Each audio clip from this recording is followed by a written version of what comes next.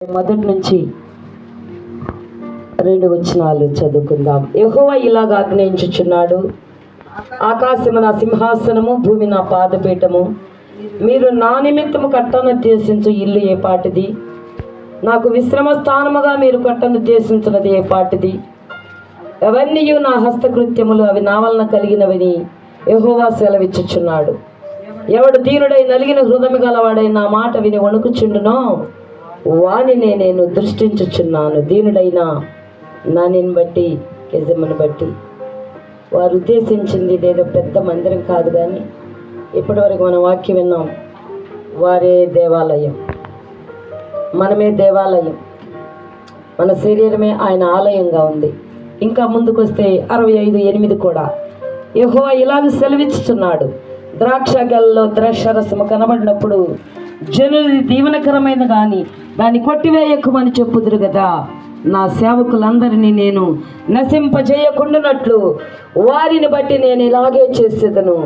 యాకోబు నుండి సంతానమును, యూదా నుండి నా పర్వతములను స్వాధీనపరుచుకుని వారిని పుట్టించెదను. నేను ఏర్పరచుకున్న వారు దానిని స్వతంత్రించుకొందరు. నా సేవకులు అక్కడ నివసించెదరు. సేవకులు నివసించే స్థలముగా ఈ స్థలాన్ని అభిషేకించాడు. మరొక వచనం 63:11 కూడా చదివి నేను ముగిస్తాను. ఆలకించుడి, భూదిగంతములకు యెహోవా సమాచారం ప్రకటింపజేసి ఉన్నాడు.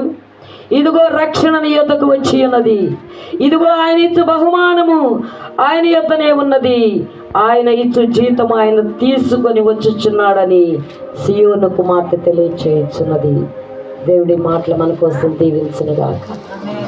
మనం చేసే పనికి జీతం ప్రభు దగ్గర ఉంది. ప్రకటన గ్రంథంలో ఉంటుంది, ఆయన చేతిలో జీతం ఉందంట. మనం చేసే ఏ పనైనా హృదయపూర్వకంగా చేస్తే పట్టుకొని వస్తున్నాడు, జీతం తీసుకొని రాబోతున్నాడు. ఈ గుడిలో ప్రభు నివాసం చేయబోతున్నాడని నేను అన్నాను, కానీ మన గుండె గుడిలో మాత్రం గుడి గోడలలో లేడు దేవుడు, గుండె గుడిలో ఉన్నాడు చూడు. బండలలో లేదు దైవత,